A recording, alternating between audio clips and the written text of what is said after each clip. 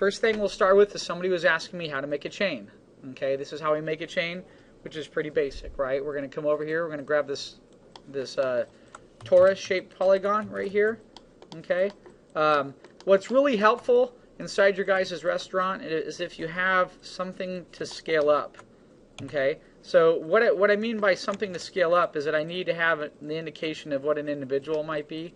And so I can make an individual super fast just by taking a cylinder like this. Okay. I can make legs by going like this. Oops. Okay, I can make one leg here, right? I can put that leg there. I can make another leg, put it there. I can duplicate that, bring it up here. I can rotate that and make an arm. Okay. Scale's important to me, right? Why is it so important?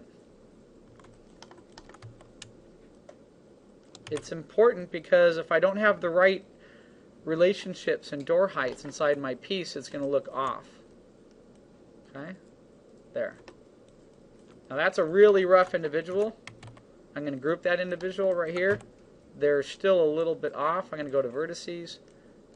Let's go to vertices. Oh, come on, Maya. Go to vertices on the whole piece, please. There we go. And I'm going to grab and make him up a little bit taller.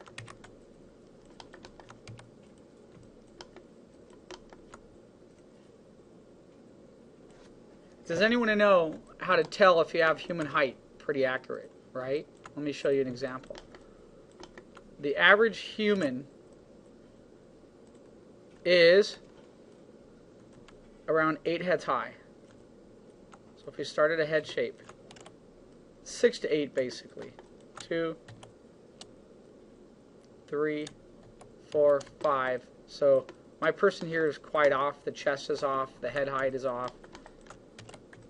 Okay.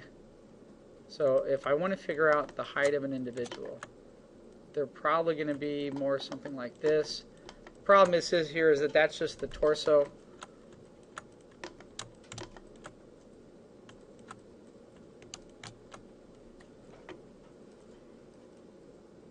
So I'm going to make the lower legs here. Let's come back. I'm going to pause this real quick. Okay. So here's my individual. I just paused real quick. That's what height of my individual is going to look like. And if we compare that across, a lot of you that have had basic drawing, this is some basic stuff, but it's important to understand anyway. We're going to have torso, midsection, upper leg, lower leg, arms, and if we look and compare this individual to our head relationship here, 1, 2, 3, 4, 5, 6, about 6 heads high, which is normal. So that's just fine. The importance of having that is we can move that individual throughout our set at any time that we'd like to get a good idea of how what scale is taking place. Scale is really important. The height of the bar matches the height of the chairs. The height of the chairs match the height of the doors, because you have distances that travel in your set between foreground, midground, and background. You have to have those distances and height relationships right. How do we do that? We establish a guy like this, our rough scale guy here, and we move him around inside our location. Okay, really simple, real basic, nothing to it. Okay, let's get back to the chain there. Okay, so the reason why I wanted to make that guy real quick is that if I'm going to make a chain, I need to have an understanding of how that chain is going to relate to the scale of my individual, right? So if I look at this, that's a pretty thick chain right there. So I'm going to go ahead and squash my chain down quite a bit, okay? It's still really thick for a chain, so what I'm going to do is I'm going to come over here and I'm going to open up the input selections here. I'm going to go down here, I'm going to go to radius, and I'm going to go see if I can adjust that. That's a little bit better. That's still a little bit large for a chain. That's feeling pretty good to me right there. Then what I'm going to do is I'm going to come in here. I'm going to go to vertices. I'm going to select half of the vertices on my chain here. I'm going to make what I call a link. Okay, so I'm going to pull this over. Okay. So if I pull this over right here, I basically get a link. Now, what happens is that I have a little offset here. Do you see that? I have this midsection here. Okay, I want to delete those out of my link real quick. How do I do that? I come over to Edge. I select Edge by right-clicking on my object. I go to Edge. I select this particular area here. And then what I want to do is I want to select the edges only of where the vertices are that I want to delete. So I'm going to deselect these here, like so. Now if I look at it in see-through mode, I have only those edges selected, and if I hit delete, the edges are gone. The vertices are still there, but in order to delete vertices, I have to delete edges first. Once I delete the edges, I come back, I delete the vertices. Now I've created a chain link. Voila. Pretty simple, right? Okay. So now I'm going to come back here, go to independent selection. I'm going to take my chain link right here. I'm going to duplicate it. I'm going to move it over right to where the other end hits here. I'm going to twist it like so, like that. Done. Okay. Now if I hit Shift E will continue the same operation that I just did, slightly rotating the chain. What's nice about this is I end up having chain links that are twisting sort of at different rotations. Okay. Now that I have that done, it's pretty easy. I want to come over here. I want to select my whole entire chain. I'm going to group it together, and I'm going to center the pivot. Okay, there's my chain link. Now, before I modify my chain link, I always keep it as a backup. What I mean by that is whenever I'm working, this is what I do. I have a ground plane that I'm working on right now. So let me create that ground plane real quick here for our demo, right? Okay. So whenever I make a real cool shape that I might want to reuse again and again and again, all right, what I do is I take that element, that item that I just created, that particular prop, and I hit duplicate and I drop it under my ground plane. Okay, that way if I end up screwing up this chain somehow, I can come back and I have the original down here on the bottom. Okay. So what I'm going to do now that I have that chain, if I want to bend it or curve it, I can come in by using a nonlinear deformer, which I showed you guys before. To remind you about that, I go to Animation, I go over here, and I go under Create Deformers, I go to Nonlinear, I can go to Bend. Bend will put that line in there. I need to be able to rotate that to the position that affects my object in the best way, so I'm going to come over, rotate that, type in -90. Once that's selected, I go to the Input selection for Bend, and I can go to Curve, and voila, I can now curve and bend part of my chain. So I could hang my chain up on a ceiling. Okay? And remember, in this option for applying this curve tool, okay, I have different sets here. I have the low bound, the high bound. So if I want to bend some of it in a circular pattern around like a piece of lumber or a support beam, I can do that as well. Okay, I just have to go in and apply that to a specific point. Meaning that if I were to come back over here, and if I were to go to the low bound, let's say, and I want the low bound to only affect this part of the chain right here, okay, and then I come over to curve it, see it's only going to curve the end of the chain, okay, and so I could even get very specific. I could rotate it, let's say I wanted my chain to go the other way. I can rotate this 90 degrees, come back into curvature, okay, and I can get the curvature to rotate it and bend the chain going the other way. So I could rotate my chain around a lantern. I can have my chain look like it's hanging from one end of the ceiling towards the other end of the ceiling. There's lots of different things that I can do with that. Okay, so that's my chain. All right, and then once I get my chain in the position that I like, let's say I want my chain there. Okay, I select the chain, I say Edit, I delete by type history. However, let's come over here and let's do that real quick. Edit, delete by type. Okay, history. And let's say I wanted to bend the other end of the chain here to wrap it around the table. I can come back, create another deformer here. Create nonlinear deformer bend. Okay, so I have to rotate it first into the direction that's going to affect my chain. Okay, actually right now I would be in trouble because it's going to the center of the object because the object is being dictated. There's a centerpiece since I've already bent that, so that would affect how it would bend from here.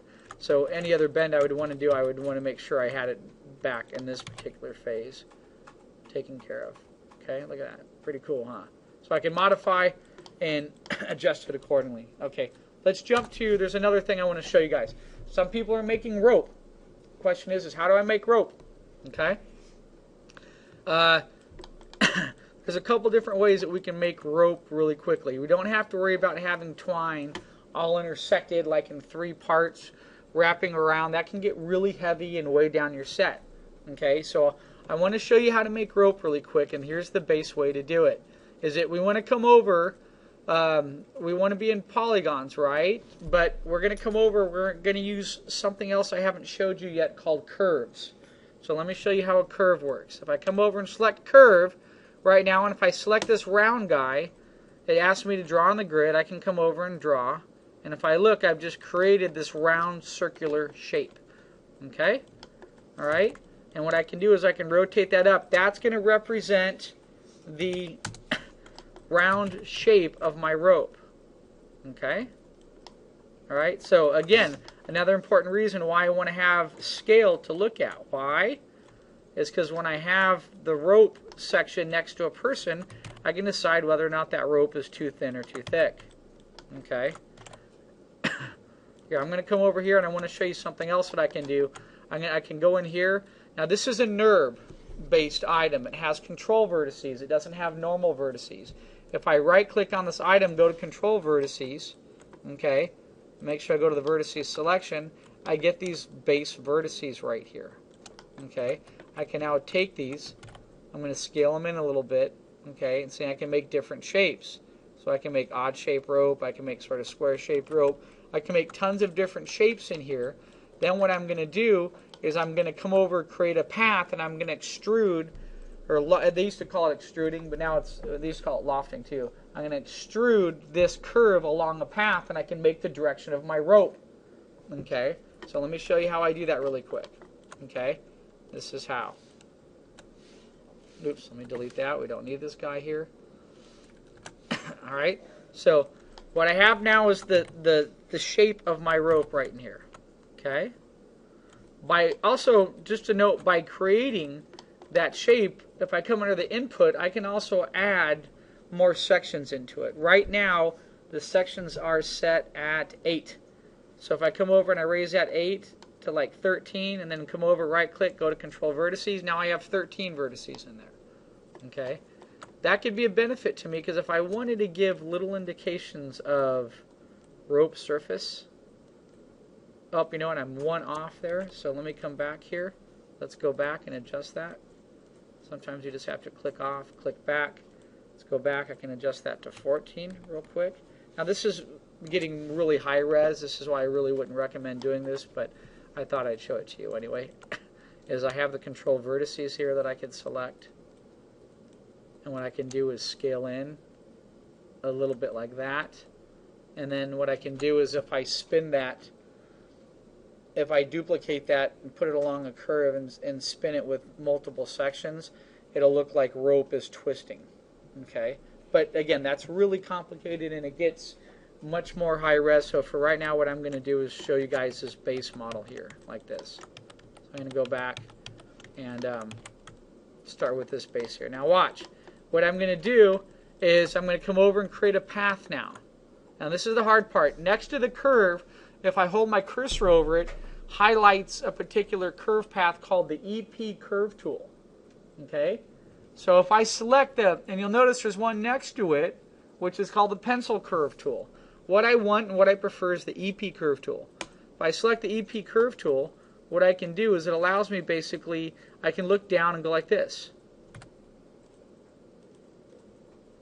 And I can create a series of curves, let's say. Like this. I could be part of my rope going into a room. Okay? Now, once I finish that, if I come back, oops. Once I finished, I come back, I select off of that, go back to my selection tool, and look at what I've done. I've now created a curve. Okay? I can do lots of different things with this curve. I can adjust it. Look at this. I can rotate it upwards like this. Okay? I'm going to go ahead and put it at 90 degrees. I just rotated it up.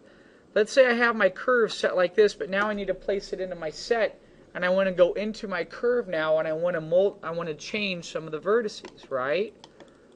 Okay? I can right-click on it, go to Control Vertices, go to my vertice option, and I can grab the vertices and I can adjust them like so.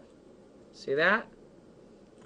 And I can move these vertices around, and I could basically get them to position where I could go in there. What I'm going to do is I'm going to tell that circle shape to extrude along the edge here to mimic rope. So let me show you how I would do that now. Okay, I come back to independent selection. I'm going to select that circle shape here. Okay, I need to get it lined up to the edge of the line. That could take a little bit of practice, a little bit of rotating to get it completely matched up. Once I have it matched up, I select that curve, I select the line or the pathway in which it's going to follow, okay?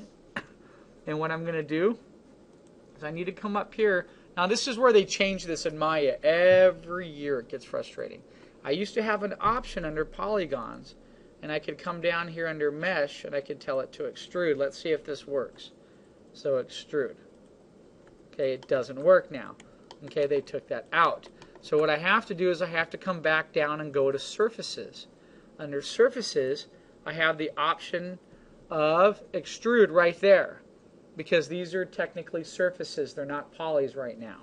So if under surfaces selection, okay, which is another sub-menu which applies to NURBS, okay, if I select surfaces, go under edit NURBS, and then I scroll down, okay, surfaces, go to extrude, bring up the option box, okay, look at what I have here. I have a bunch of options here. And this is what's really numbing about Maya, is I used to be able to do this as a polygon, and the options right here, they just decided to combine it all into one selection under surfaces. So right now, I'm going to what? I'm going to extrude at a path, so I want to click at a path, because I've created a path here, right? Again, just as a reminder, what I need to do is select the object diameter first, select the path, then if I come over and hit apply, look at what happens. I just extruded that circular, I just created rope basically. I extruded that circular diameter along that path. Okay. I even have the options, if you look down here under the menu, I can extrude it as a polygon shape. So if I hit that, it even gives me the option under polygon shape here, if I want to do triangles, quads, count. These are all important to me. Count can be really important because if I hit apply right now, it can do a really low res mesh for me right here. Okay, that might be real low res. In fact, it's a triangle shape, so that's not going to work. What if I go ahead and raise this up to, let's say, 1000 and hit apply? Aha, I have much more high res there now. Okay, and if I were to hit 3 and smooth it to render in mental ray, look at what I get. I get that nice round effect there. Okay, so that's something to remember as well, is that if I hit 1, it goes back to being real rough. If I hit 3, it goes back to being smooth. Okay, so let's Command Z and go back there for a second. Okay, there, let's go back and try that low res. Okay, I think we're at 200 before. Hit apply, and now if I hit 3, it smooths it off pretty good, but it's not quite too round. But that's a great low-res way how you can make rope. Okay, so you can have rope hanging from object from one end of the ceiling to the other, right? Now, one problem is if I come back here and look at this, check this out. Look at my curve, right? And if I right-click on my curve right now, it's because if I come on this object and right-click on it, I have all these vertices now. This is the thing that's hard about poly, is that each vertex is independent, right? However, there's still history attached right now from that curve to the NURBS curve I made. So if I click on the NURBS curve, go to Control Vertices, watch what happens. Ah, a little bit of magic there. See that? There's still history attached between the two objects. So what I can do is I can come in here and I can move these into position the way that I like. Okay? And I can get a nice hanging rope existing from my ceiling if I'd like. Okay?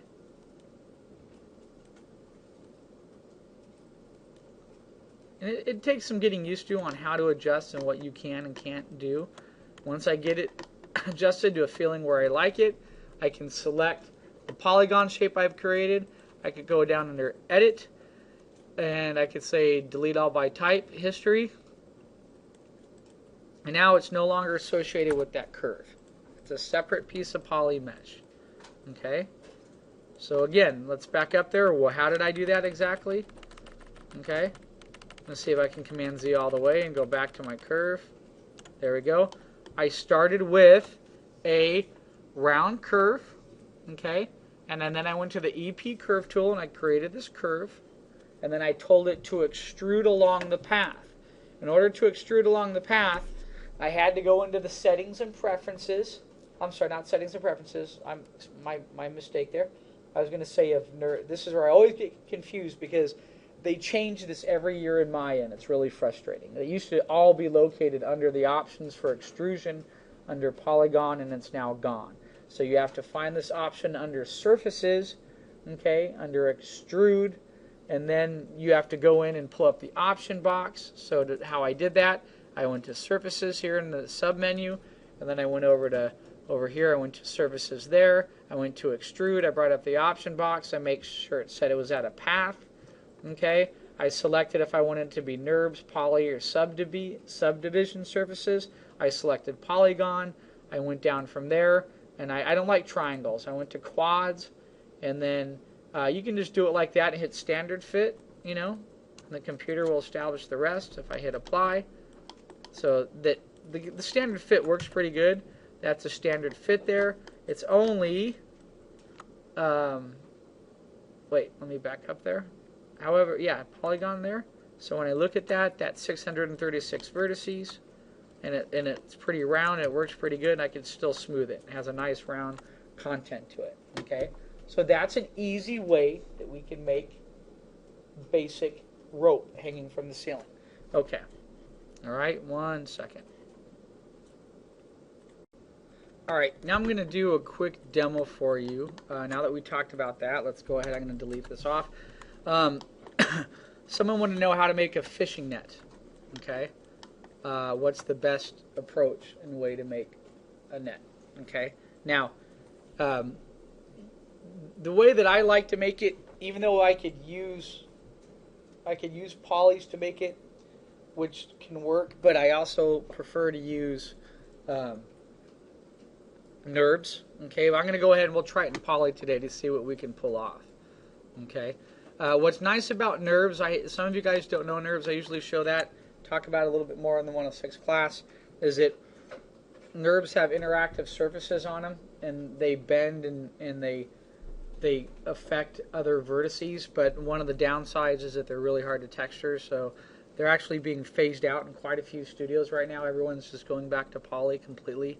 So let's just start with basic poly then, okay? What I'm going to do is start with this curve here, okay?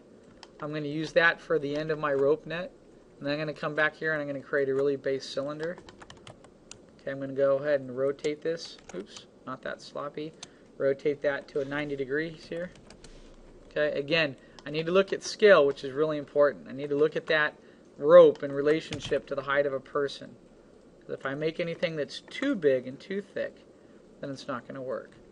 Okay, so what I'm going to go ahead and do now is I've created my basic, I'm going to create what might look like one line of rope, and then I'm going to duplicate this and make a net with it. Okay, now there's probably a more complicated way. There's probably even scripts to make a net. I'm going to show you how to make a really simple base poly net that's not too detailed that can work for you. Okay, I'm going to come over here.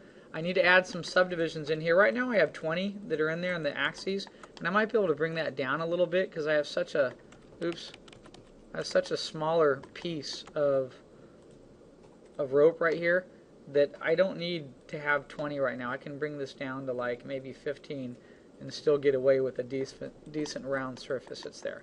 Why? It's smaller. It's a little piece of rope. Then what I'm going to do is I'm going to extend this out, and I'm going to add in numerous subdivisions. Why? I'm going to end up bending this to make it look like a net. So how do I end in those subdivisions? I'm going to come over here, subdivisions in height, and if I go across there, now what's happening when I go to do this right now? It's only putting them in the middle. Do you see that? Do you know why it's doing that? Because a couple steps ago I went ahead and I stretched, I took the scale tool and I stretched along the cylinder, and it's changed its shape, which has modified the history of the object. So if I go back and Command D back to this point in phase, this is again another reason why looking at the scale, and if I compare this to a person's hand, that looks somewhat similar, like it could be the thickness of a rope. Okay, even that feels a little bit more comfortable for my rope. Now, after I've done that, now I'm going to come back in here, and now I'm going to add subdivisions inside here. Okay, I'm going to come back here into my height, and I'm going to go ahead and come down there, and I'm going to add in about 25 subdivisions, let's say. Okay, I'm going to come back into my subdivision axes here, and I'm going to drop that back down to 15. Okay. Now as I go to stretch that across, now it's going to make sense. Aha, now they're going to evenly spread out the way that I want them. Does that make sense? Okay. And now the reason why I had to do that, another approach I could have done is I could have just created the poly cylinder, and then I could have gone in with insert edge loop and gone around and inserted the edge loop. I prefer this way because it makes a lot more sense, and it's going to be accurate, and I have an exact poly mesh of what I want. Okay. And I'm not even rough. I could even go rough on this. So let's keep this high res version. I'm going to duplicate that one, put that one over here. I'm going to come back over here, and let me drop this down to a real low res mesh and see what it starts to look like. So I'm going to go ahead and come back here, drop subdivisions down. Now what happens is when I'm dropping them down, see, it's affecting the object differently from the original way that I had it. So let me see if I can get it back this way. Okay, so here I'm actually going to make a, I just want to leave it. I wanted to have a duplicate of it, but then when I Command Z, I lost my duplicate. So what I'm going to do is do this real quick. I'm going to create another one super fast here. I want to show you guys the difference of working low res to high res. Okay, and see what we end up with. Okay, so let me rotate this guy here. Just give me a second. Let me get this at -90. Let me get him the same size and scale relationship. Okay, that feels pretty good. Alright. Bring him over a little bit here. There we go. Down, over a teeny bit here. There we go. A little bit large like so. Okay, so now I can click here. So this input right now has, I'm going to drop this down to 15 again. 15 and 25. Okay. And you know what?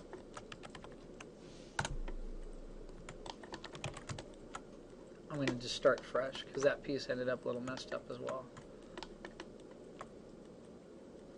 That's what happens when you Command Z and go back over it 20 times, guys. Here, let me get this set up for us here.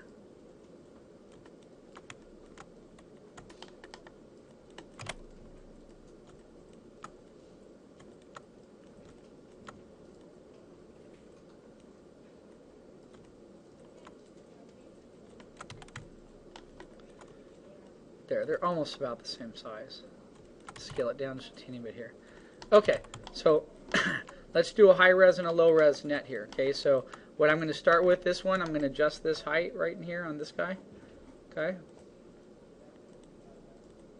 Subdivision, I'm going to bring him back down to about 15. Okay, and then under height here, I'm going to come in and place in about 25. Let's just do 30. I'm going to come back over here to this guy here. And now I'm going to drop him down to, let's say, about 10. Okay? Because then if I hit 3, I can see what he looks like when he's smooth, right? Subdivisions of height. Now I'm going to drop him into about, let's do 15. There. Okay? That's done. Now what I'm going to do is I'm going to stretch both of these guys out. Okay? I'm going to make them look like long pieces of rope. Okay? There, I have that done. I'm now going to grab this guy. I'm going to move him over here. So basically what I'm going to do is I'm just going to make like a square net pretty much. I'm going to go ahead and take each end here. I'm going to duplicate them. I'm going to bring them up to the top like this. Okay? And then I'm going to take these, duplicate them again, bring them down here. I'm going to rotate them. Okay? Get them exactly in at 180 degrees. Okay, there they're set. I'm going to get them in position right here. Okay. Just so they're overlapping each other. Okay, I'm going to get these, bring these up to about here. Okay. Take these ends here. I'm going to duplicate these ends, bring them into about here. Now, one thing that I want to do is on the interior lines for my rope, I want them to look a little bit thinner. Okay.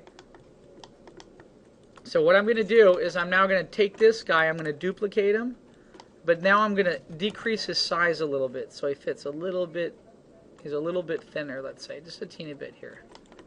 That way he fits well within the other cylinder circumference. Okay? Move him over a little bit, get him in position a little bit more, like that. Okay, see, that way he fits nice between that little rope segment there. Okay, what I'm going to do now is duplicate him. I'm just going to eyeball him, duplicate him up, move him up about that, the size of a square net, let's say. Then hit Shift E. Okay, get him up to position there. It's a little off right there, but that's okay for right now. It's just a quick demo. I can move that up just a teeny bit and adjust them. Okay, same thing with these guys. Going to move them up just a little bit here. Okay. All right, now for my other beam going across, what I'm going to do is just take this guy that I've already made. I'm going to duplicate him. I'm going to rotate him, switch him up to 90 degrees. Okay. Get him in that same sort of position. I'm basically making my little net here. Okay. Let me take my scale and move my scale a little bit out of the way here. Okay.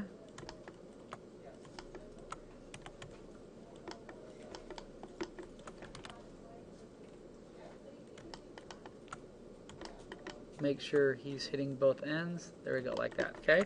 Now I'm going to duplicate him, move him over a little bit, Shift E, boom, boom, boom, boom, boom, boom, boom. Okay. There he goes.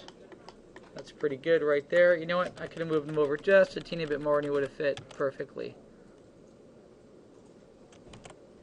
It's about there. I'm a teeny bit off. So what I'll do is I'll delete that one. I'll bring this guy over a teeny bit like so. And then I'll just shrink these ends in to fit a little bit here. There. Okay. Then what I do at the very end when I start to make my net, I've made a square net, and then I'm going to go in and I'm going to bend it. I'm going to use that by putting lattice deformers on it, and I'm going to make it look like it's weighted and it's heavy and it's a real net. Okay. First thing I want to do is I want to make a couple little ends here, little loop ends. On nets, they're little loops. Okay, so I can do that really easy with the torus here. I can bring my torus in here. So I'm going to, this is way too thick right now, so I'm going to adjust them down and make them look smaller. I'm going to come in here, I'm going to adjust the section radius here a little bit. That feels pretty good, like that. Okay, and duplicate, put them over here like this. I'm going to rotate him up to about here. I'm going to stretch him a little bit, make him look like he's weighted. I'm going to rotate him in, and that's going to connect up right to about here. And then what I can do is take this guy and bring him over here just a little bit. See if I can rotate him up a little bit. Oops. Come on, I'm holding shift. There it goes. Try to keep it nice and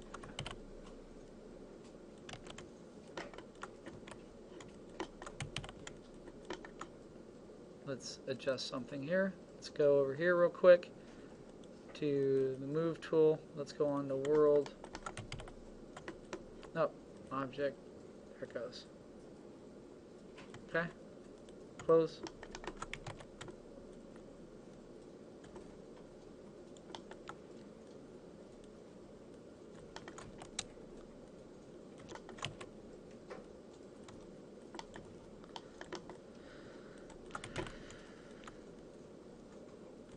Might actually make it a little bit smaller.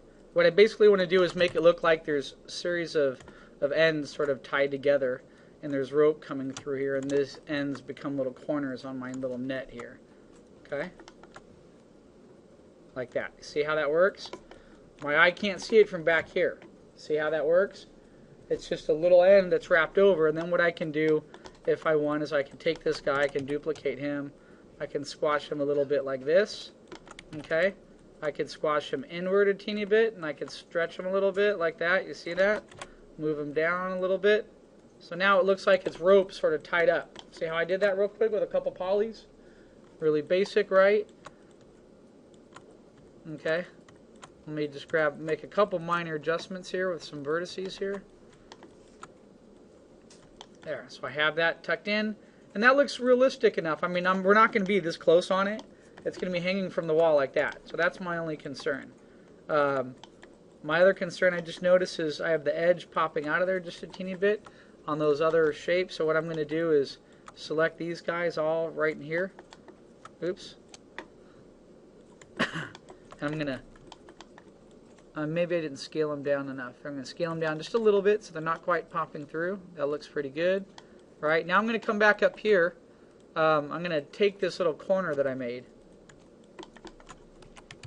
and I'm going to duplicate them. I grouped them. I'm going to duplicate them. I'm going to put them over this side. I'm going to flip them with my scale. Put them on -1 here. Okay. Put him on that end there. Do you see that? Okay. I'm going to duplicate both of these two. Duplicate, group. I'm going to drag them downward like this. Okay. I can flip them in the opposite way. Go to -1. There, and I can drag them down. Okay, there. So what I'm going to do now is I'm going to go ahead, group my corners together, group them, and I'm going to group everything else in here. Right there, I'm going to call that my net, and then group that whole guy together, group, there. Okay. Now, what I can do is I can go and I can put a lattice on him, and I can start tweaking that and make it look like it's real rope hanging from a wall. So how do I do that, right? Well, let's look at a couple options. Let's go back to, I need to go back under animation here. I'm going to go under create deformers. Let's go to lattice. I'm going to create, let's start with a base lattice of like 5 and 5 by 5. I hit create. Okay. There's my lattice now on my object. I could come in here, go to my lattice points. So let's see what happens if I right click on this and start modifying lattice points right now. Okay. There. So what happens if I grab this middle lattice point and I drag this down? Look at what happens to my net. It starts to affect with what the lattice is doing. Okay? So I grab all these, I start to drag them down a little bit. Okay, do you see that? I could grab this section here and bring this section out a little bit and make it look like it, part of my net bows out a teeny bit here. Okay? I can grab this section, pull it back a little bit like that. Okay? I might grab the middle line right in here. Pull that out a little. Grab the end line right in here. I'm going to pull that back in a little bit like that. Okay? Alright. I can come back in here. Edit. Delete by type. History. And look, now I get this effect of a curvy net. You see that? I've bent the curves in there. Okay. Now, what I've been able to bend, you'll notice I have, let's go back like this. There we go. There we go. Okay. So, I hit 3 to smooth it out real quick. But you'll notice these ends barely touch here. I'd have to extend those over just a little bit, and I could do that manually. But see how I created that net super quick? Okay, they're just some base poly shapes put together, okay, and I went over it with a lattice and I modified it. Okay, you could come back in there, you can make holes in your net, you can modify it more, you could place that against your wall. Okay, you could have little beams sticking out, so that's a little decorative assortment that you could have, or a decorative wall hanging that could be in part of your pirate restaurant. Okay, so that's how we make the base net. Now the only difference that I was going to do is that when I click on this net, it's a little green. It's 19,000 vertices, right? And I was curious to see if I made the same net over here with smaller amount. Okay.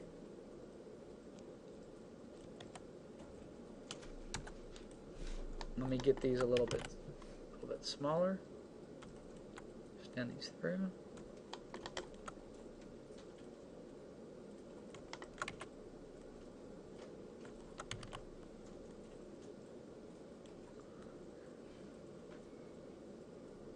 There, okay.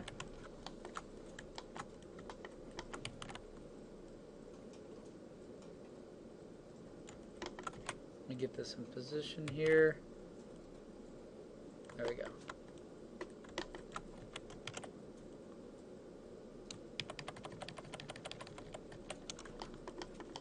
Okay, that's fine for right now. Let's duplicate this guy. Let's turn him up. Let's put him this way. Now, my net still feels pretty perfect, right? What I could do is I could come in there, grab some individual vertices, and I could start to move them around a little bit. Okay, so let me get this row here, duplicate there, there. Okay, And I don't have the corners here, so what I'm going to do to get the corners, I'm just going to duplicate this piece. I'm going to come over here. I'm going to go under Edit. I'm going to tell it to ungroup. I'm going to go ahead and delete the interior of the net. Let's take the corners, see if I can just sink the corners right on there and get them to fit in. Looks like they fit pretty good. However, they have been modified, so I'm going to have to ungroup there again. I'm going to delete these on the bottom. These up here on the top should be straight. I'm going to get them in a position that I like. Okay, that's pretty good. Let's group those guys and duplicate them, bring them down here. I'm going to flop them with my inverse option. Okay, just going to eyeball it right now. I'm going to group this all together. Okay, and let's go into a lattice again. This time on my lattice, I'm going to add a couple more sections. Oops. So I go back under Animation submenu and create deformers, lattice, and come down here. I want to make sure I get about 8 in that Y fitting there. So it actually went the other way. So I'm going to adjust that. I'm going to put that at 5, adjust this back here to 8. Not 85, that's a lot. And hit apply. There we go. Okay. So now what I can do is I'm going to, again, let's come in here, lattice points. Make sure I have vertices selected. There we go. And I can just grab the whole selection of points here. I can pull these down a little at a time. Pull these down a little at a time. A little bit more. See that? So it actually was beneficial for me to add more lattices. Okay, I didn't have enough added. I can contort. I can, say I want to stretch these down a little bit more, like so. I could even affect everything. Look, I can grab this upper row of lattice. I can go like this, and I could rotate them a little bit to add a little bit of weight to my object. Okay, objects that have natural tension in them bend a little bit. So I could leave that one. I might grab this one here and bend it in a teeny bit here. Grab that one, bend it over a little bit. Grab this lower section of lattices here. Might pull them back a little. Grab these 3 in the middle, pull them out a teeny bit more. Maybe I'll grab these right here. Bring those out. I'll grab these. Bless you. Push those back in a little bit. Okay. And there, that's pretty good for right now. What I'm going to come over to do is touch my object. Let's delete the history. Okay. Edit. Delete by type history, right? Okay. This is weird why I still have those blue marks on here. That is, I wonder why it's showing like that. I don't have the X-ray. Oh, that's why. So if I hit 3 and smooth it, okay, that smooths pretty good. It looks pretty nice, right? And this is on 9,000 vertices, and look at this other one I did. It's 19,000 vertices. You guys notice that difference? Okay. No one's really watching, but look at the difference. This net right here that looks smoother is only 9,000 vertices. And this set right here is, this net is 18,000. The reason why it's so much higher is that I had more vertices in there, but when I went back into this, I added more subdivisions into the lattice. So I was able to bend it nicely instead of bend it really harshly, having jagged edges in there. Okay, so that way I can create a really nice net, really basic. I can, look at that, I can contort that net, I can put a main lattice on it, bend it any way that I want, put it inside my scene, and it's a wonderful option, okay, to use for my environment, okay? Alright, give me 1 second, let me save this video, let's come over and we'll talk about cloth real quick. How do we modify and create cloth to hang inside our restaurants, okay? So we've done the chain option now, we've done the net option, okay, so we'll be right back. Let me save the video super fast. Okay, so now we're going to talk about cloth real quick. Now we've made nets, we've made some cool chain right here, okay, that we can use inside our pirate restaurant. Okay, let me move this back here a little bit, and why don't I just take these real quick and I'll hide them, okay? And now let's just dive in here and let's talk about if we have cloth of some kind. Cloth is fantastic because when you look at pirate rigging, there's cloth hanging, so you could just have a couple pieces of like old, wooden rigging that's against the wall with cloth hanging on it with rope. That's a wonderful prop. That's somewhat easy to make. Now, there's two different ways to work with it and how to create this, okay? So the one thing that sucks about poly, if I come down to poly here, I can create a base poly platform. So if I zoom into this, this is what I get right here. You see that? It's a simple poly mesh. Okay, what I can do is I can rotate this up.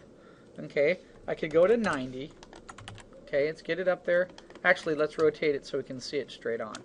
Okay, so I have this rotated here.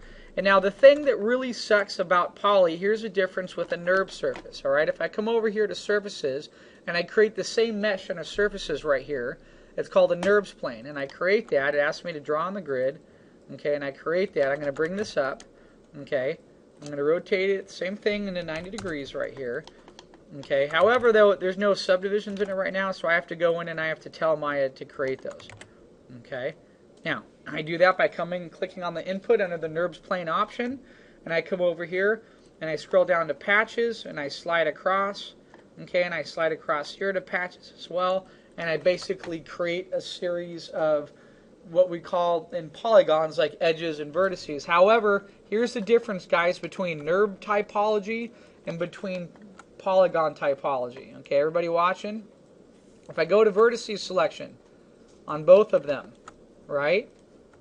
Look at what happens when I grab a vertice on a polygon. Look at what happens. What happens?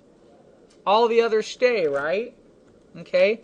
On a NURB, that does not happen. They're interactive with each other. Do you see that? I get a real wonderful bend that happens here. Okay. So I could quickly come in here and I could start pushing and pulling some of these, and I get a wonderful feel that looks like actual cloth or mesh. Okay. So the benefit is it's just the approach on how I want to work.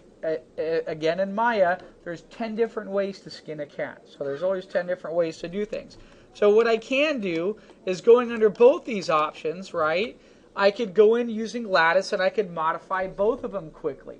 However, though, if I really like working with the NURB, and that's the way that I learned, at the end I can convert that NURB to a poly, and I could adjust the count on it. Okay, so the benefit of me working like this real rough, let's say over here, okay, in my polygon selection, let me click back up here, let's get that, there you go, is that I have the option of quickly hitting 3 to see what my surface looks like when it's super rough.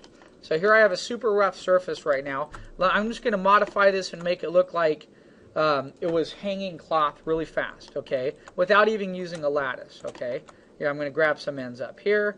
Then I'm going to grab process of elimination. I'm going to grab these, and then I'm going to pull these up a little bit, okay, and then I'm going to grab all of them, deselect the one in the center there, boom, get those up a little bit. I'm going to go ahead and pull these up a little bit. I'm going to, before I turn them, I'm going to go ahead now and I'm going to bow these out a little bit like so.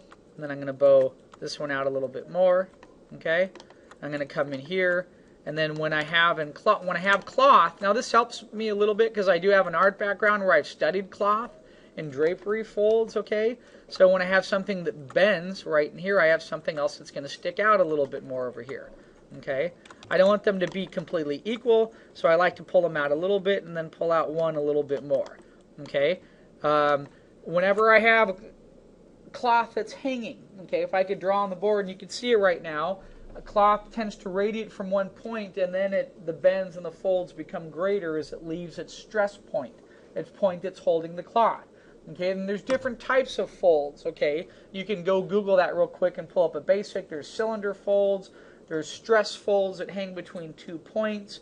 A lot of cloth and fold depends on a couple important factors. Depends on the weight of the cloth. It depends on the hang factor, meaning the stress points. Okay. For example, if I have a silk shirt on, my silk shirt, and this is a polyester shirt, and if I go to wrinkle it a little bit like this, look at the stress points right now that are created from my shoulders.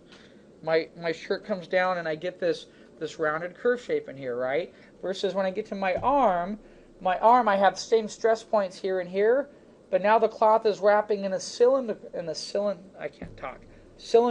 wrap, okay, over my bicep of my arm because my arm is in the shape of a cylinder. Okay, so when you think of cloth, you need to think of where it's where are the key points, the stress points that it's hanging from? And then also, what is the cloth overlapping that can change? Okay, so for right now, I'm going to pretend that this would be hanging from a wall. Okay, therefore, as it comes out and hangs from right here, it's going to come down, and then it's going to start to sort of billow out. So right now, if I look at it, it's really straight on this side. It has a nice effect on this side. I'm going to grab a couple vertices here, move them back just a teeny bit, grab this one, push him back a little bit more. I'll grab these end right here. I can even use my rotate tool. I can rotate them a little bit that way. Oops. And then I can come down here, start to move this guy, and then move this guy out a little bit. Okay. However, though, if I click off of it and look, see the jagged edges on there? That's what happens when I'm working with a poly. See those? See how the deformation's happening right there? Those hard lines that are hitting in there? See that? Right in here and here? Look at what happens when I render that. That I can see, well, that's not a good example there. Let me get it at a lower angle like this. Now if I render that, I'm going to see the deformation happening in there. You see it? And there's a jagged edge. However, though, I haven't hit 3 yet. If I hit 3 now, look at how nice my cloth looks. Okay, because I put the smooth node on it. So if I render that mental ray, that'll hold itself like that. Okay, so the other option that I have, so that's one option, is I could have gone in and I could have used the poly. Okay, also the great thing about poly is what, guys? Anyone? What can I do with a polygon? Anybody? What can I do with a polygon that I can't do with a NURB? I can punch holes into my poly with a boolean, right? And did you say that, Clyde? I thought I heard you say. So if I want to get a jagged edge, check this out. I can just take a real simple sphere like this. I can grab some points up, make it look like it's a sharp knife, wow, like that, okay? And I can take that guy, and I could come over here, oops, independent selection here. There it goes. And I can slide them back in, let's say like this. What I can do is I can squash them up a little bit like that. I can rotate them like this. I can duplicate that guy again, bring him down here a little bit, and this time I'll stretch him the other way. Let's say like that. Okay, and let's see if this works. Select here. Let's go to, it might not work, just bear with me here. Oh, I gotta go back to polygon submenu, and then I go down under mesh here, boolean indifference. Okay, let's try that again. Stay there. There we go. Okay. You know what? It didn't want to do it. It didn't want to do it, and that's just fine. And maybe it's because it's a single mesh, but what I have the option of doing is I could quickly come in. Let's try that again here. Let's try it. Sometimes it doesn't do it, and that's just fine.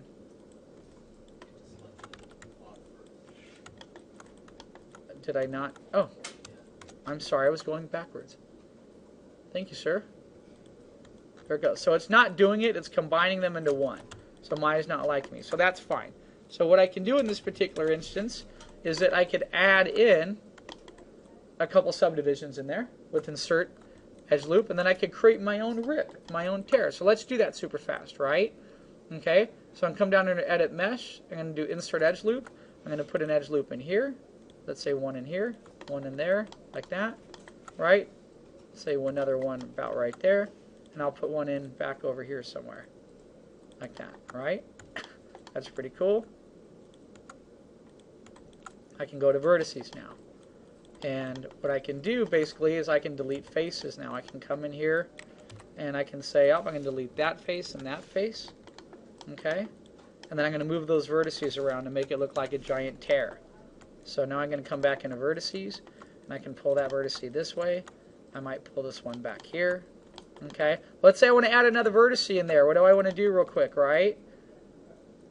If I want to add another vertex in here, you guys remember that? If I come back up over here under Edit Mesh, I had the interactive split tool that allows me to touch where I want a vertex. I can click, then come back down and click again, hit return, and inserts a new edge for me, a new vertex in there.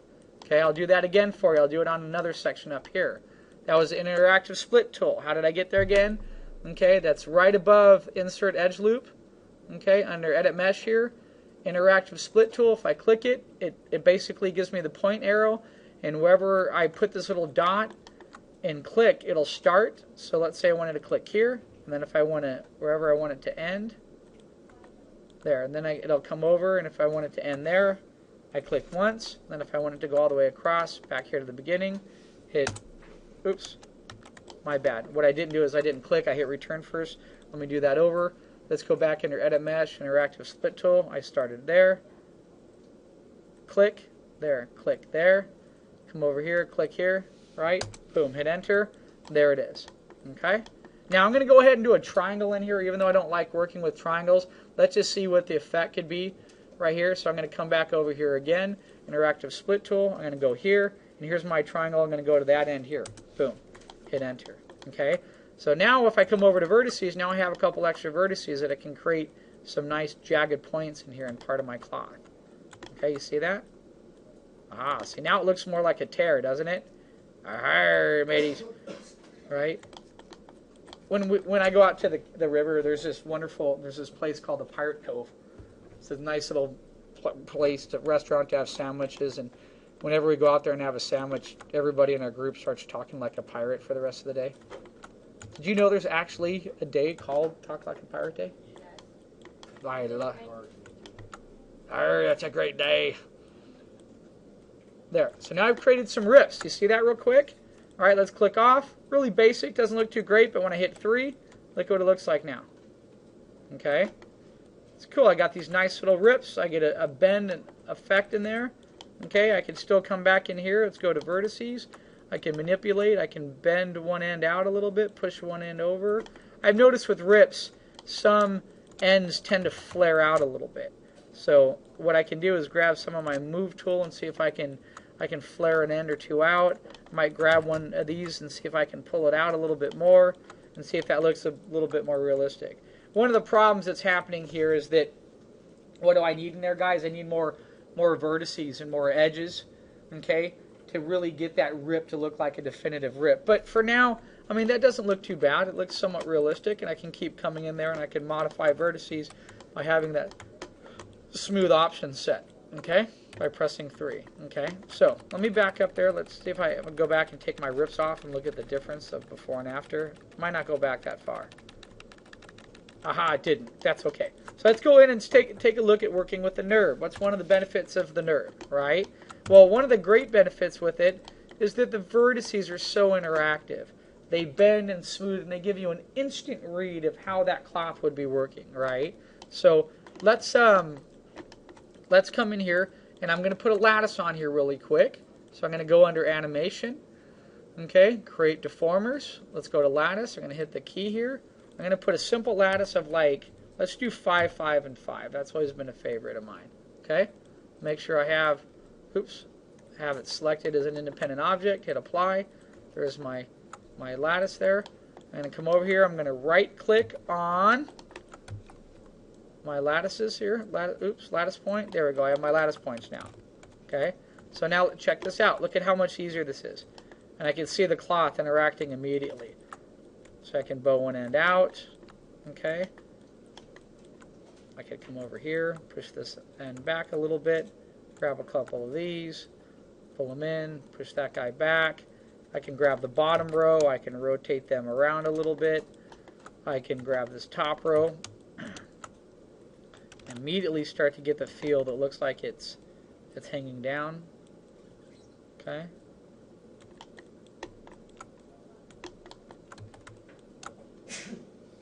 Bless you. Oh, bless you. And pull that back a little bit, okay? And you can see what starts to happen pretty fast. See how that looks like fabric right there? Okay? It's a real fast way to get that feel and illusion, okay? Now let's say I get that to a certain way that I want to convert it to a poly, right? What I'm going to do is say Edit, Delete by Type History, get rid of the lattice first, right? Delete by Type, and then History. I'm back down, the lattice is gone, I'm back down to the original nerve shape here, right? So I could still come into vertices here. I have tons of vertices. This is what's great about nerves. I can make little teeny adjustments in the fabric that normally you wouldn't not see, but I can see here. Look, I can get one area to bow out a little bit. I can get this to fan out just like fabric does. Fabric hangs and sways, and even depending on what the fabric's made out of, if it's a silk or It bends around corners, you know. Look at this. I can take this whole corner from here down, okay, and I can bend it this way and then put it back behind itself. Do you see that? That really starts to make it feel like it's a dedicated fabric. I can come here, do the same thing on this row, grab this row, pull it back a little bit, push it back over here to the side. I'm going to grab these lower two bottoms here. I'm going to get those to flare out a little bit, bend them back. And just from a couple minutes of messing with this, let's take a look at what I have. Yeah, it does, doesn't it? I mean, it's quickly. That's the benefit. That's one of the things I really like and I've always enjoyed about working with NURBS is I can quickly create something. So, I mean, you could look at that. It's great. All right, so I want to convert that right now. It's really easy. It's a piece of NURB. I want to convert it and change it. Sometimes I leave NURBS in my set. If you don't want to modify it, you don't have to. If you want to change it, you just come back up here. And let's go under, there's a convert option under modify. So I go under modify, convert, and if I come down here, I have NURBS to polygons right up in the beginning. I want to make sure I hit the option box here. I bring that option box up. In that option box, just like when I did that extrusion earlier, it's going to give me the option to do count or to do quads or triangles. Again, I don't like triangles too much because I can get that hard edge in there that I don't like. So I like doing quads. I can go to count if I want, okay, or I can go to standard fit. Hit apply, and look at what it's done. Center the pivot, okay. It's turned that, even though it doesn't look like it. What it's done is it's gone in and it's added edges where I needed them, where I had more bends happening, okay. But if I click that, that piece right now is 276 vertices, okay. Now, and I can still hit 3 and smooth it more. Okay? Now, that was one option I did. The other option is I could have came in here and I could have said count. What if I put that count up at 400 vertices? Hit apply. Look at the difference now. Aha! See that? You can't even tell the difference between the two. Okay? However, now this is 400 vertices. NURBS can be great. I've had to make I worked on a show once before where we had to make 4th of July decorations that hung like this, you know, the kind with a little centerpiece, and then they hang from 2 points and curve down, and there's like a center ribbon that's all bowed up, made it all in NURBS. It was really easy to do. Okay, didn't take too much time. So feel free to use NURBS. I'll give you guys this video. And great, one of the fun things about NURBS is you can save that shape that you had, convert it to poly, and you can modify the shape however you want it. So I could come in here and be like, oh, you know, I want this to be 250 vertices, hit apply, center, I can bring that over, and then, you know, actually check this out. I can convert that shape into 100 vertices and make it look, this is if I was working on a game and I had a certain resolution quality, right? Look at it now, but if I hit 3, between 1 and 3, I can smooth it off. Okay, that's still, for only 100 vertices, that's still pretty convincing for a hanging cloth or a tapestry. So you guys know what a tapestry is that has the round tops in it with the, like the wooden scroll, wooden part that comes down and then it hangs back down. You could have a couple tapestries hanging inside your restaurant easily. They'd be really easy, simple shapes to create. Okay, there. So that's some basics right there. I did have another student that asked me about making a wood pole, a wooden pole that had like detail that looked like there were little pieces of wood in there. So I thought we'd cover that really quick. Okay, so there's our basics there. Okay, all right. So let's go ahead and move that. Oops. I'm going to go ahead and hide those as well. So let's talk about, let me go ahead and pause this real quick and save it. All right. Okay, so I had a student ask me, they wanted to know how could you make a piece of metal that wraps around the base part of a wood, or if you also have some type of mask hanging that's made out of wood. They usually had metal that would wrap around parts of this that was like a metal ring. Okay, so I thought I'd show you guys how you could do that really quick just by using a really basic poly torus right here. Okay, so I have my torus that's created. What I'm going to do is I'm going to go ahead and I'm going to modify this real fast. I'm going to adjust, oops, didn't mean to adjust it there, and adjust the section radius and get it a little bit thinner like so. Okay, once you have it a little bit thinner like that, okay, what you can do is you could come over here, okay, and you could stretch it real quick, stretch it like so, right? Once you get it stretched out like that, what you can do is you can look at it in sort of your see-through mode here. You can go to vertices here, okay? You can grab this selection of vertices right here, and you can pinch them together, and see, it creates that nice sort of round edge. I can select all these here, and then I can pinch these together. Make sure I get them all. There we go. So now I have all these selected right here. Okay? See how I did that really quick with the torus? Now, if I wanted to have it look like I had a piece of metal wrapping around, okay, all I have to do is take my object here. Come on, Maya. There you go. Click it on. I can duplicate this guy. Look, bring this up here, rotate him. Okay, get it at 90 degrees.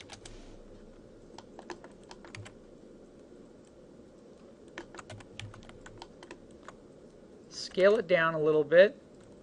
And you see how that looks like a metal ring now? It's fit over my wood shape. You see that? Right there? You guys see how I made that? Super easy, not too complex. If I want to stretch it now, if I go to stretch it, look at what happens. I stretch out the bevel that's there of the round end. So I could do that if that's the look you wanted to get. That's not bad. But another easy way is that I could just come in here like this, and I could grab the vertices right here. And I could grab them and just pull them over like so. Do you see that? Okay. I have those other vertices on this end right there. I don't need them. I just go into Edge. I select the edges. I deselect everything right here. I delete that center point. I'm going to have leftover vertices. I select the vertices, delete them, and there I go. I have a nice basic end that could add as like a metal edge on an object. Okay, and if I come back and look at how I created it, really simply, it was center my pivot here. It was just a real simple torus that I stretched, and then I grabbed the vertices and moved them apart. Okay, so let's say in this time period, people would come back, they would put metal over wood, and then they would put rivets through it. So how do I make a rivet really quick? That's really easy. I take this guy right here, right? What is that? Simple sphere. I'm going to duplicate my sphere over. I'm not even going to adjust the size right now. I'm just going to come in here. I'm going to delete almost all the faces off completely down to there. I'm going to come back here, select edge, come down to that edge. Okay, under the polygon selection, under mesh, I'm going to go to fill hole. Oops, I had the wrong edge because the edge selection tool in 2013 sucks. Okay, because it selects other edges through it. I was just talking to a friend of mine who works at DreamWorks who's modeling, and he goes, "We're still working on version 2009 and 2010." And I told him how awful 2013 is and how you select and it goes right through and it's just a total nightmare. And he goes, "Oh my God, I can't believe that." So he said they're about to make that jump up, by the way. So let's go back down here, edit mesh, and oh gosh, what did I do with it? It was under mesh fill hole, right there. So now I filled the hole, right? I don't even need to do that, but I just like to do it sometimes. What I'm going to do is I can square it off like that I have the whole edge selected, or I could just click off of it right now, center the pivot, and I'm just going to scale that guy down and make him look like a little rivet. See that? I'm going to come down, I'm going to drop him into my surface. However, though, I have a rounded surface, right?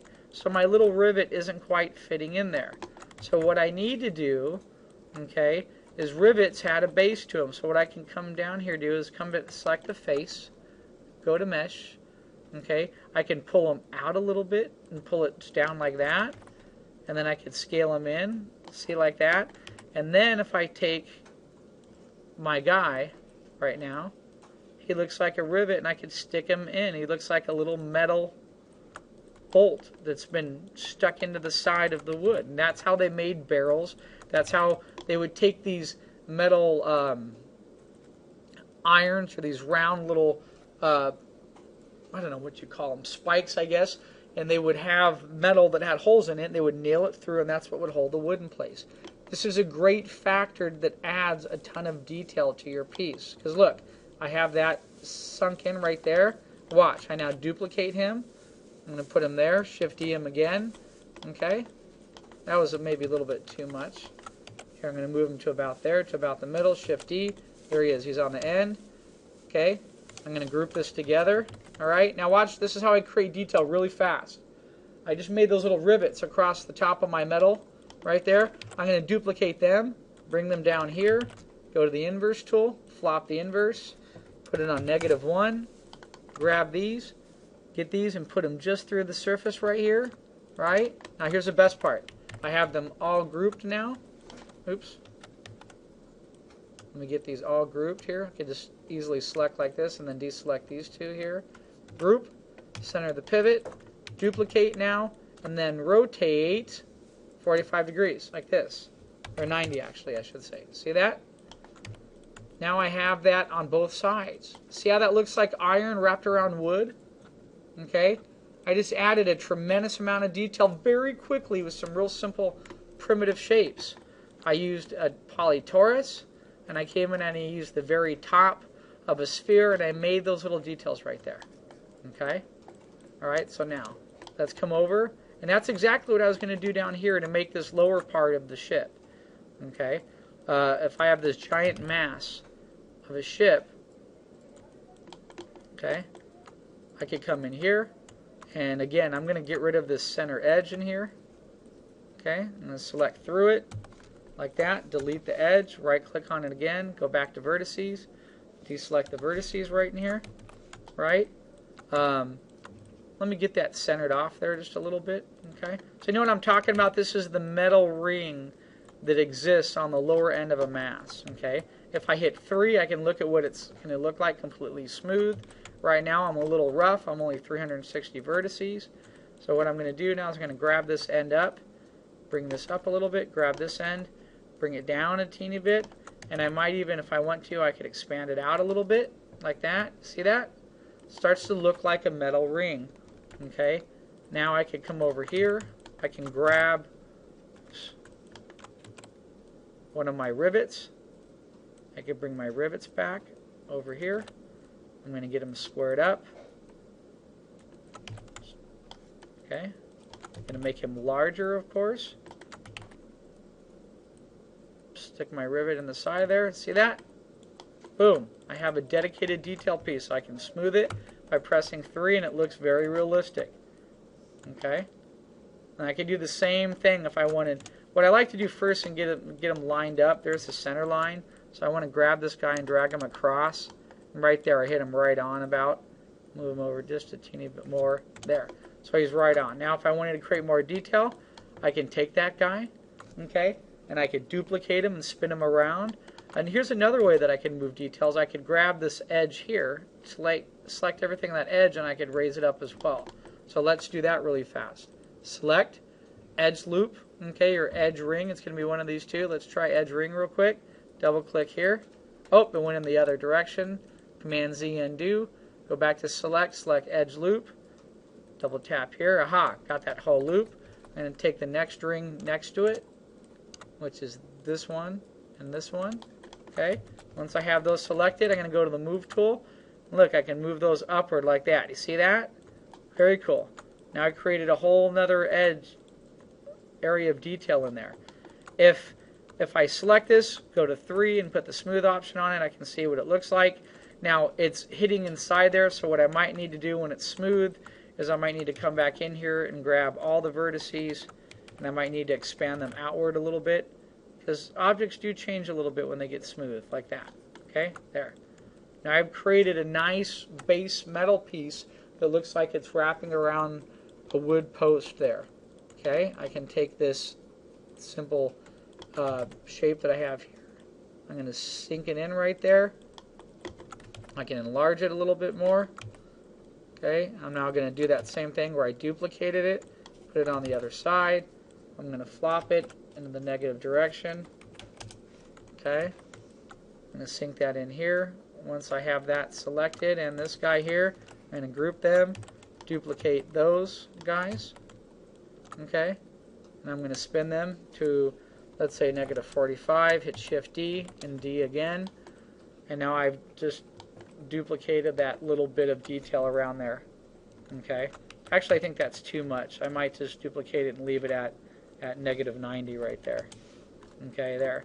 And now I have some nice little detail. Let's say I wanted to create more of an edge in here. Right now I have a real base edge. Let's say I wanted to have this pop out a little bit more. what I would come over and I would do is I would insert an edge loop in there. So edit mesh, okay, insert edge loop, which is, where are we, Phil? Come on, this is why you guys need to get hotkeys. Okay, insert edge loop here. I'm going to come over and insert one right in here, okay? And then what I'm going to do, I'm going to go ahead and place one right there as well. And I'm going to go back to select edge loop, and I'm going to push one of those down, and it'll create a nice hard-edged line on my mesh there. Okay, so I'm going to come back over, select an edge loop, double tap the edge loop I want to select here. If I go to the move tool and I move that down, it's actually selecting both. So let me click off of it. Let's go back to select edge loop, select the one I want to modify, go to move tool, and I can move it down. What's great is I can hit 3 and see what it looks like. See what it does now? It's creating that really nice crisp edge to make it look like it's iron that's been developed. Okay, all right. So let's say I wanted to get a nice indentation right down around here. I can do the same thing. I'm going to come back over mesh, edit mesh. I'm sorry, insert edge loop again. Okay. I'm going to put one here, one here. Okay. I'm going to select this inner one here. So I come back over to select edge loop. Double click this guy right here. Alright, I need to click off of him again so it deselects. There it goes. Now let's go back into select and edge loop. Click this guy here. And I go down and I scale him in a little bit. If I hit 3 to see what it looks like smooth, see that? I'm getting that nice round detail on my poly mesh right now. I click off of it, touch back here. Look at that wonderful little shape I just created. Okay? All that started with a base torus. Inserting a couple edge loops, modifying it, and I have a nice little detailed piece right there that's working really nice. Okay? So that would be the same thing. Let's say this was a piece of wood right now. If I wanted to have a crack in my wood or add some little deviance to my wood, well, there's a couple things I could do, right? I could insert edge loops and then grab an edge and pull it in just like I did. I can also try to do a bullion on there and try to get the crack of wood that's happening, okay? Or I could, if I wanted to and had time, I could texture it and UV map it and paint it in. So it just depends on how far and how extreme you want to go. Let's say for right now, I just want to grab, I like modifying with some base edges really quickly. So I'm just going to come over here. I'm going to go to insert edge loop. I'm going to click one, put one in real close here, one in there, one going here, and one going here, right? I'm going to come in, I'm going to select this edge here. Oops. It's still selecting. Let's click off of it. Okay, let's click back, click another. There we go. Okay, I hate it when Maya does this. See, it keeps that edge loop in there for some reason. Drives me nuts. Let's see if I can get it to leave. See, and it's still staying there. Come on, Maya. I guess I'll just work with the vertices then. I can select that vertex there. Let's go through, follow that one down to the bottom, select this guy here. Okay. And look what happens. If I move those in a little bit, I start to get what looks like a little bit of a crack in my wood. See that? So if I click off of it and look, see that little wood crack there? A little bend in the wood there that's happening on my surface. Okay. I could come back. I could make that a little bit more. I can push this one further back, let's say. I can grab these 2 points, move them over a little bit more. It's going to change the shape of the wood. You see how I just did that really quickly? And it makes it look like it's real wood in there with a nice little curve in it. Okay, I haven't even, if I smooth it off, look at what it looks like when it gets smooth. It looks very defined. I don't even need it that smooth. I can just leave it at 1, and that still looks like real lumber with a nice little natural flow and bend through it. Okay, so I can easily do that to create a piece of wood. Okay. All right, so I'm going to go ahead and stop there. We've created the metal. That's how we can create and modify wood a little bit really easily. Again, the secret is if I just grab these vertices here and move them in, nothing's really going to happen because I'm not going to get a hard edge. Why? Because there's no other supporting edges around there. So what I can do is before I move those edges over, I just want to come back over and I can go under and I can insert some edge loops in there. Okay. So insert edge loop right here, and if I click around those, let's say I click right here, and I click here, and if I want a real hard edge, click again. Add another set in there like that. Now go to vertices, and if I grab that vertex there and I start to move that guy inward a little bit, it's going to look like a splinter. Or not a splinter, a little cracked surface in that wood. See that? Problem is it's too straight, so all I got to do is I can come in here, you know, I can grab this, I can rotate him a little bit. Actually, I can also do this. Wood bows and has a natural flow to it. I can even grab all of these right here and go like this. And rotate them a little like that. Let's see what it looks like. Okay, a little too jagged there. And again, part of that reason is if I hit 3, it gets more flowing. Okay, but I need another edge loop here because when I hit 3, it's rounding off and I'm getting that weird round end on there. Okay, so if I go back, and I would probably just want to move that by hand just a little bit, just to get a little bit of a flow in there. That's pretty cool. Just like that. It's a real defined hard edge though. So I might not want it that defined. So what I can do is I can grab the vertices and move the vertices back out and break that flow that's in there. See that? It's not as defined. It thins out, then it gets a little bit thicker as it comes down here. And then I have that one that I did there. So look at that. That's the difference of having just one edge in there. Okay. Click off of it. That's just one edge that works, and then having two edges next to each other really gives you that really defined crease in there. Okay. That might be too much, but just for making wood real quick, once I have one piece made, I can use that and duplicate it and place it all over my entire set. Okay. All right. Let's finish that part up.